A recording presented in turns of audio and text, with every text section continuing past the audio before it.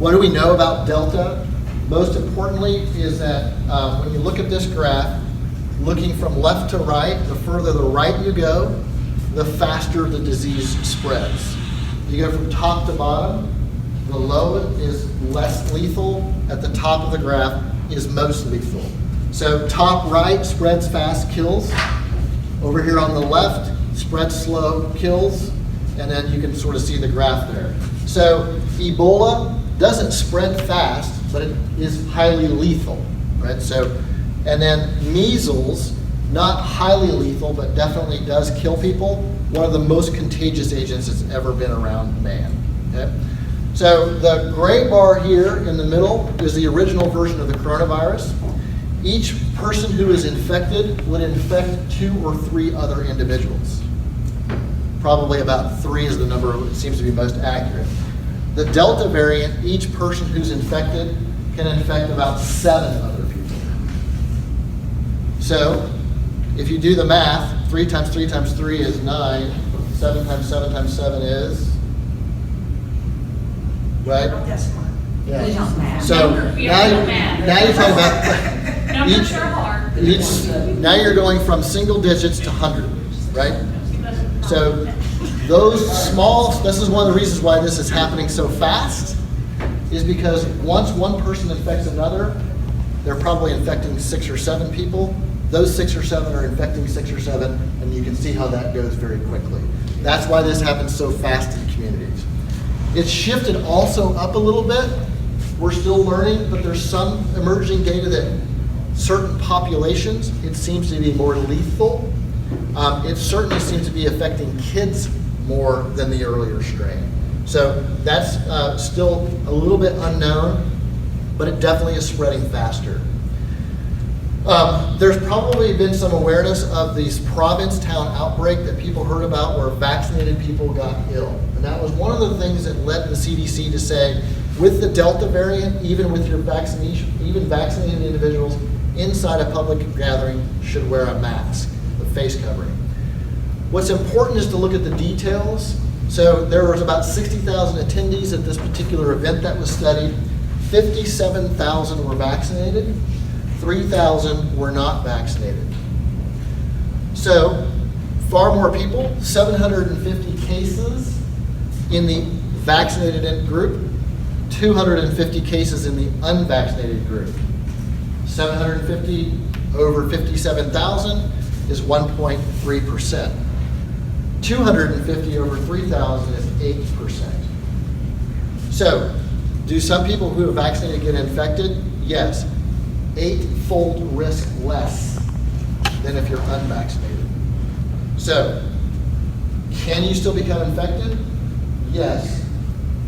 You're much less likely to become infected, but then also what we know is that your illness tends to be much shorter and more mild.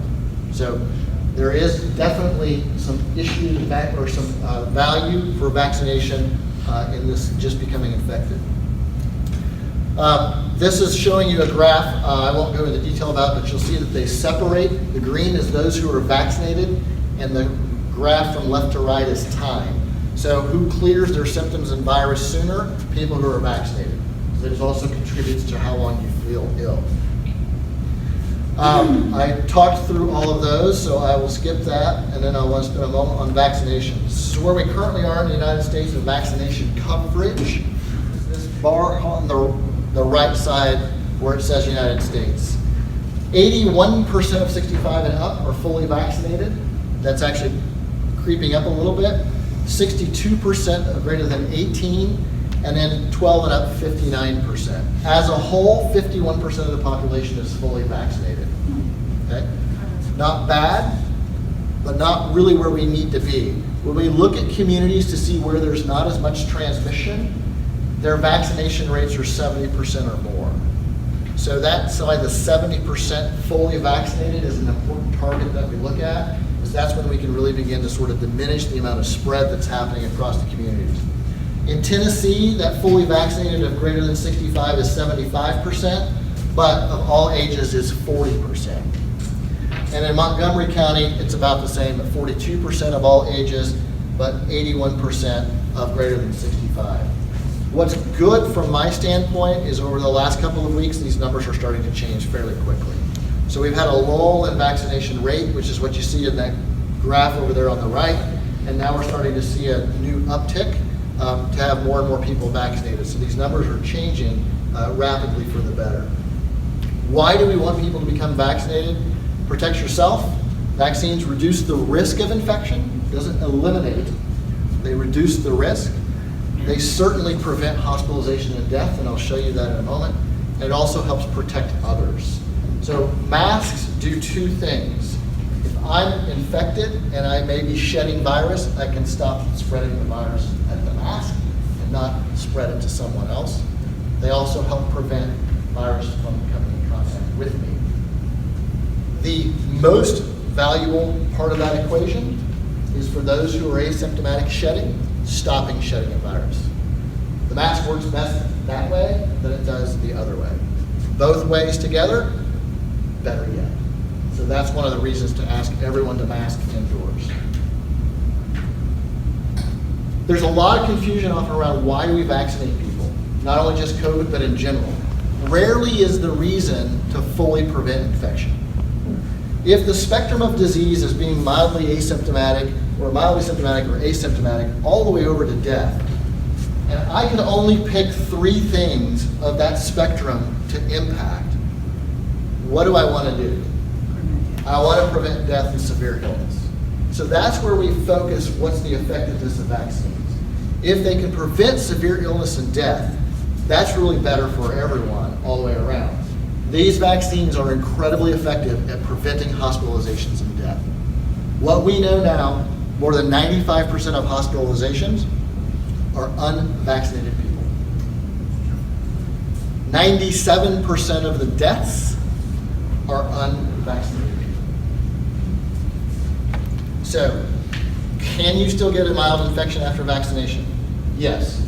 Are you likely to be in the hospital on a ventilator and die? No. Those individuals that are coming critically ill or dying tend to all be almost exclusively immune compromised or have other serious, significant multiple medical problems, which is one of the reasons why the new recommendations for that 3rd shot in immune compromised individuals. Well, yeah. So I've heard a lot of people talk about, like, if you haven't had babies yet or if you're pregnant, is it okay for people that are pregnant or haven't had babies yet to have their vaccine? So your question is about pregnancy, and I wasn't sure if you would talk about that in this group, but Yeah, I mean, don't just get pregnant. but I'm not. I'm not planning on getting pregnant. I have a couple of slides that just hid them. Okay. So, but let me just tell you. So safety, there's a study of 15,000 pregnant women. 7,500 of them were vaccinated, 7,500 of them were unvaccinated. The rate of events, stillbirths, preterm labor, abortions, exactly the same. There is no difference in those individuals. The rate of infection is higher in unvaccinated individuals. And we are now, as we have more and more folks, as this Delta variant is running through, hearing now more and more stories and seeing more and more women who are dying during their pregnancy. So remember, it's going to affect women that are pregnant just as it does the general population. Those are unvaccinated women. So again, we're not seeing the deaths that occur in vaccinated people. Do we know from this study, did the vaccine or vaccination or anything cross over into the babies? So this study did not do antibody titers to look and see what the immunity was in the baby. But there's generally always passive immunity of antibodies that are developed within those first few months with virtually all antibodies. That's part of the placental transfer. True. So, but I haven't looked specifically at those, but yeah. This is going to sound like a dumb question, but I've heard this a lot on Facebook. Is there different stuff, or is this vaccine made up different than other vaccines are? Yeah, so let me talk about that. So the way that these vaccines work, we have 3 vaccines. 2 are what's called the mRNA vaccine, one is called an adenovirus vector vaccine. What does that mean? So the mRNA vaccine, Pfizer and Moderna, that you see here on the left, inside that vaccine is what's what we call a lipid spherical, right? So there's basically a protein or lipid core or a glob, and inside that glob is a set of protein instructions called messenger RNA. If you look at it, it says like A, T, C, C, G. Those are the amino acids that make that up. The way that our body works is it's constantly making proteins in our body. That's what our body is made up of. Those instructions are mRNA. So our body normally uses mRNA to make proteins. Okay? This is now a specific set of instructions that says, I want you to make a protein that looks like the spike protein on the coronavirus. So our body says, I have a blueprint to make a spike protein. I make a spike protein. That spike protein is visible in my body. My body says, that's a foreign substance. I'm going to make an antibody against it. Okay? So that's how you develop antibodies. Many vaccines, you take a piece of a bacteria or virus, you chop it up so that it's not infective, and you administer that, your body develops antibodies to it. Okay? That's how the mRNA vaccine works. The adenovirus vector vaccine, the J&J, very similar, but instead of that lipid or protein glob, it actually has a virus, adenovirus, that is inactivated, so it can't cause an infection like adenovirus can cause, but it still creates the properties that it can attach to our cells and then insert those instructions, and then our body makes the spike protein. So this end game is about the same. One of the things that people often ask me about is, well, that's getting inside my cell and the machinery is making these spike proteins. That's what the virus does too. Viral infections hijack our cell machinery to reproduce itself and then cause infection. So it's actually the same kind of process that if you are getting naturally infected, your body cells are reproducing the virus and making you become ill. This particular nasty little virus also produces a substance that says to the immune system, go over there, even though I'm here. So it helps evade the immune system while it's causing infection. So we're just using natural instructions for our body to make proteins so that we can develop antibodies to it. And that's just a normal process that we do all day, every day. Are the vaccines safe? They are.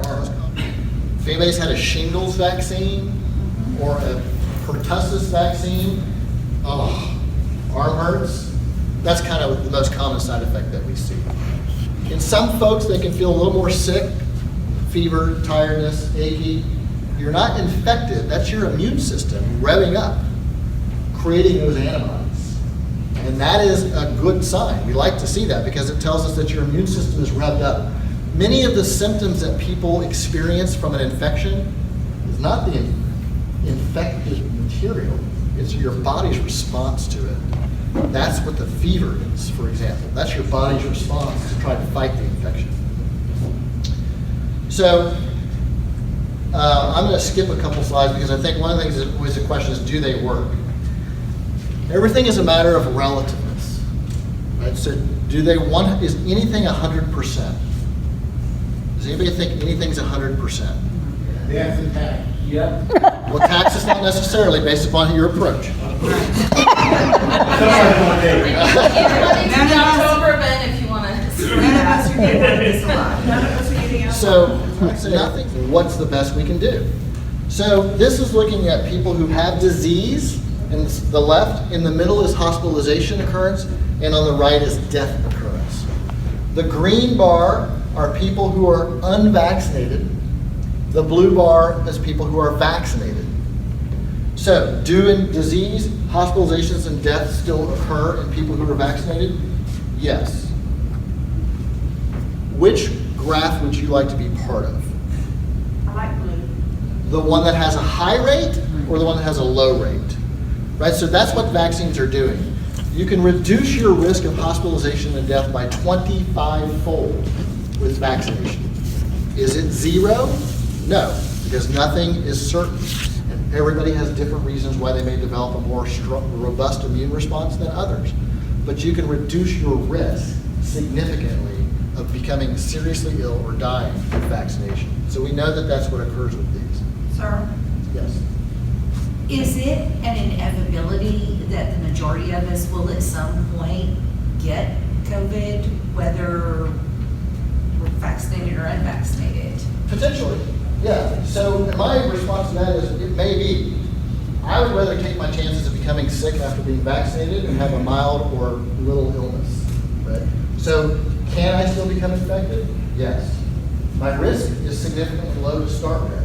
And then once I may become infected, my risk of having any further complications is even further prevented. So could this become a strain that sort of circulates all the time, or different strains? Yes. Much like influenza, the goal of the influenza vaccine is not to prevent you from getting sick.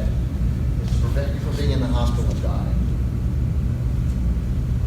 I think going back to our kids, and since these vaccines were produced rather quickly, emergency vaccines now approved, parents are probably scared to get their kids vaccinated.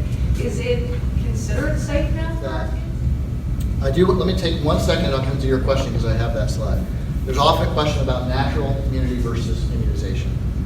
So I told you that if you make it through your natural infection, you're more likely to have some of those serious long-term effects. So that's one thing. But what we also are seeing is that this is a group of individuals that had COVID, those that continued to be unvaccinated, and those that subsequently became vaccinated. And in looking at their antibodies and whether or not it neutralizes the virus at 12 months after their infection. On the left, the unvaccinated group, you can see that the lines down here are almost down to zero. That dotted line across is just how much the test can measure. Higher is better immunity representation compared to lower. So among the original strain, there's a little bit of protection that's preserved, but none at Delta. Those that became vaccinated, you can see that all of those are pushed up, including Delta. So natural immunity is not likely to be protective, certainly after a period of time. Our current recommendation is if you've had a natural infection, and you should wait 3 months and then get vaccinated. Because clearly the data are showing us that longer is that you're not having protective immunity. Okay, I think we have a question from someone online. Jessica? You literally just answered my question. It was going to be how long to wait after you had COVID Yeah, to good. get your vaccine. Excellent, thank you. So what about children? So Pfizer is available for 12 and up.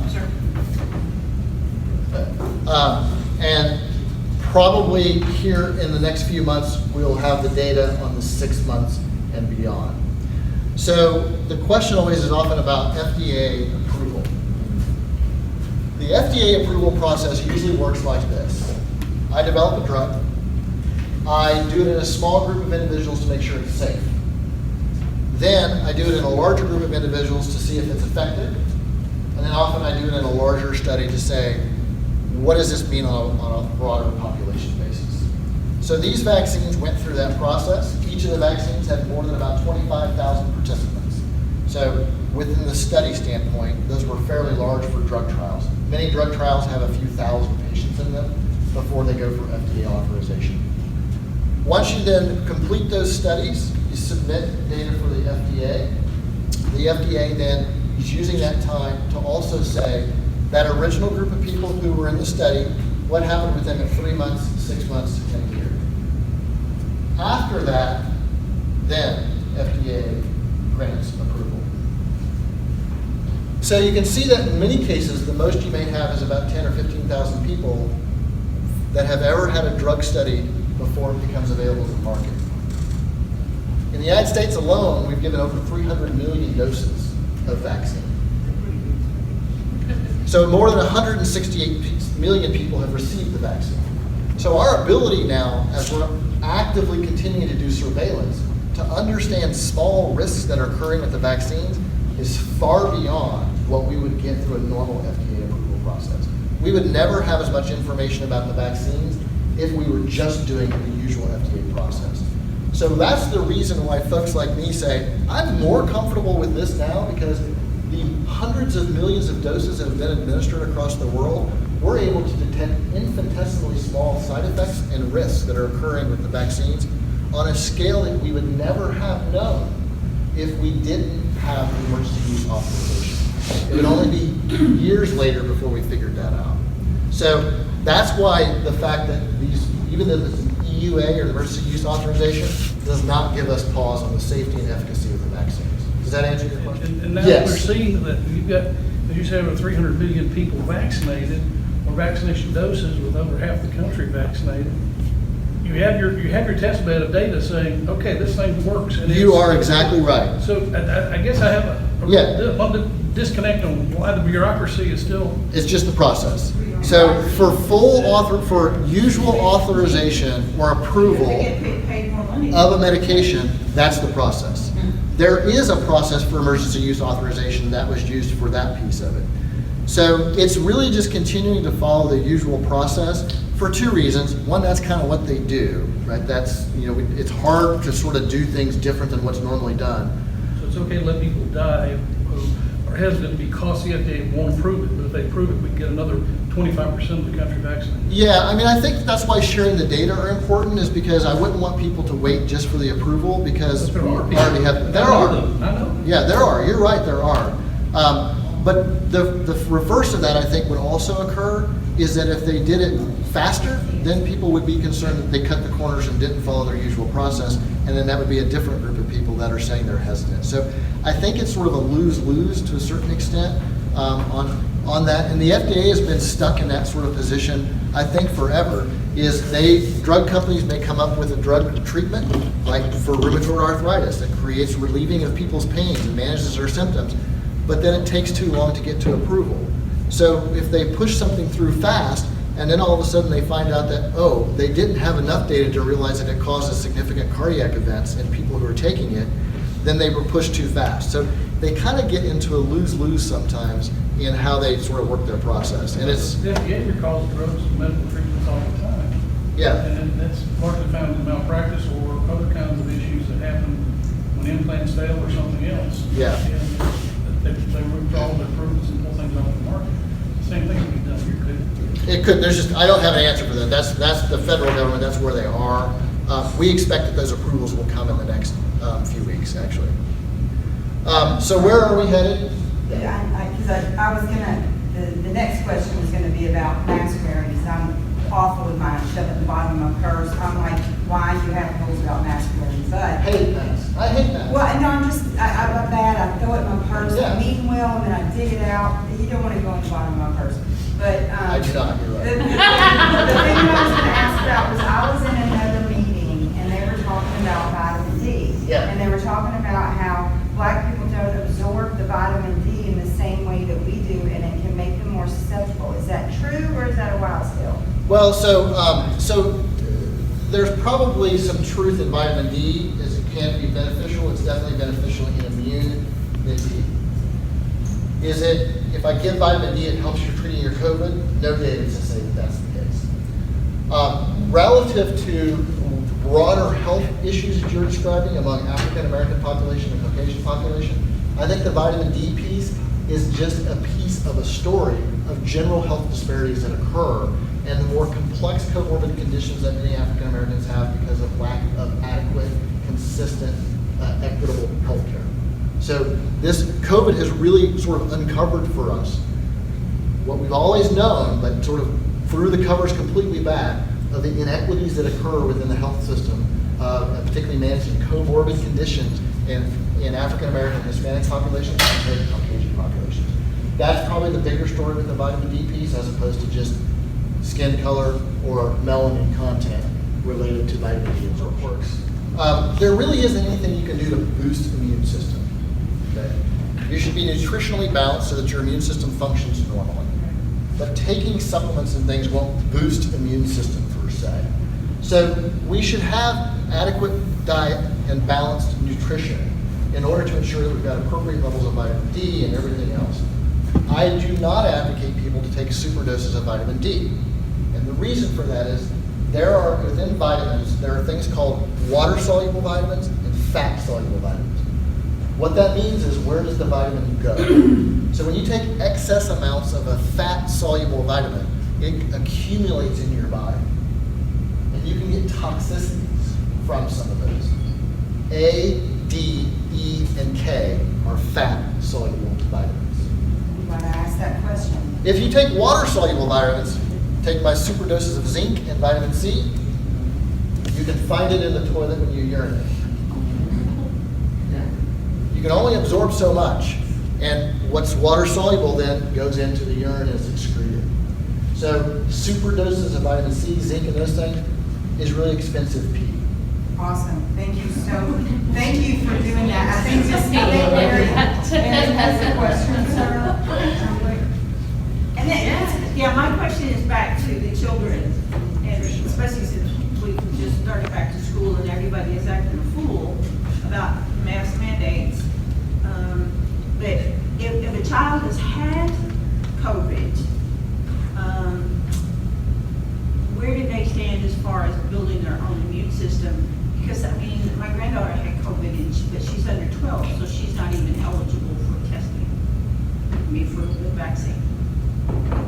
Well, I would pass it. So you will definitely have some immunity. There it is. But as I showed here, that natural immunity is not as robust. Right. And doesn't cover as many variants and doesn't last as long. We have a world expert at Vanderbilt who's done his entire career on coronavirus before all of this. They knew that spike protein was the thing regardless of the strain. That's why it became the target for the vaccine. Yes. Okay, so my cute mask picture, do masks work? That's always the question. This is a video. I can send you the link. You can watch it. Person counting to 10. We're not yelling. We're not screaming. You're just counting to 10. On the top left is what comes out of your mouth using infrared or black light cameras with no mask. You can see that starts to go in the distance. If you had a cloth mask that was a single ply, it reduces it somewhat, but not a lot. Down on the bottom left is a 2-ply cloth mask, which is what most people use when they use a cloth mask. You can see that there's very little. And then if you're using one of these medical grade masks, like what I usually wear, you can see that there's virtually nothing that comes on the outside of that mask. So these do work in preventing transmission. Are they 100%? Absolutely not. Nothing is 100%. Can it be something that we do to reduce the risk of transmission and to reduce the risk of acquisition of infection? Yes. It's probably one of the best preventive strategies when you think about what makes a good prevention measure. Cheap, easily accessible, easy to use, and doesn't cause side effects. That mask meets all of those things.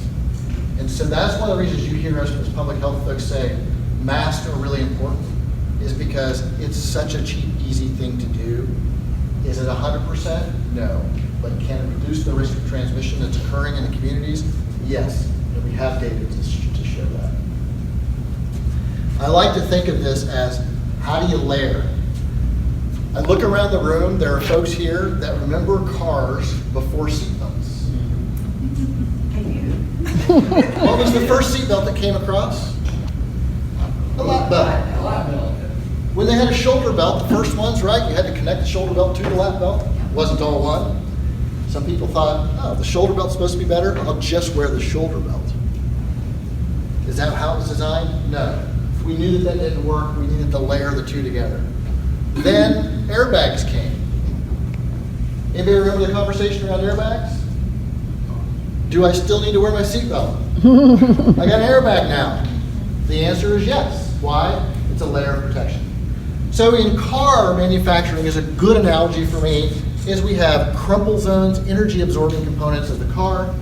We have airbags, we have seat belts. My car, I think, it turns into a marshmallow if I hit something, because there's side airbags and the floor and the dash, right? And they're saving people after the crash. So there are mitigating strategies after the crash. What's happening with cars now? How do I prevent the crash? Adaptive cruise control. Turn it on and it watches the car in front of you and adjusts your speed so you don't run up behind them. Lane keeping keeps me from going outside the lane. If I take my hands off the steering wheel, I don't know about you, my car will start to slow down. It won't let me use just the adaptive cruise control, right? So it's now working to prevent a crash.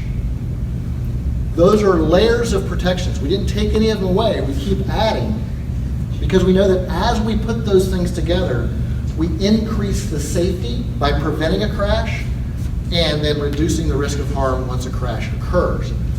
Which side would you rather be on? Do you want to just wait for the crash to see how your car performs, or do you want to try to prevent it from occurring? So that's the same way that I like to think about diseases and infections in particular. Do we have some treatments for COVID?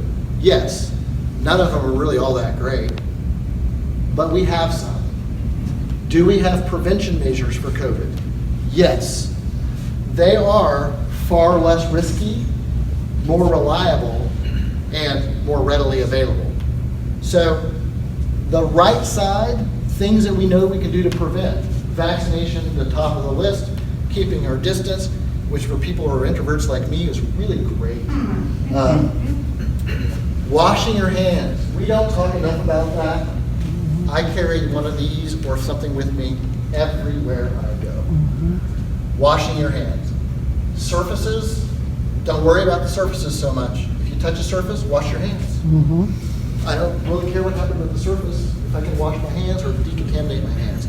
That is so important because that's also, our hands are how we touch ourselves and can spread things. Not really it's gonna jump from the table up, but our hands are that mechanism. And then masks. Layering those protections is what can really help us make an impact here. So these are more reliable and they're also relatively cheap and harmless.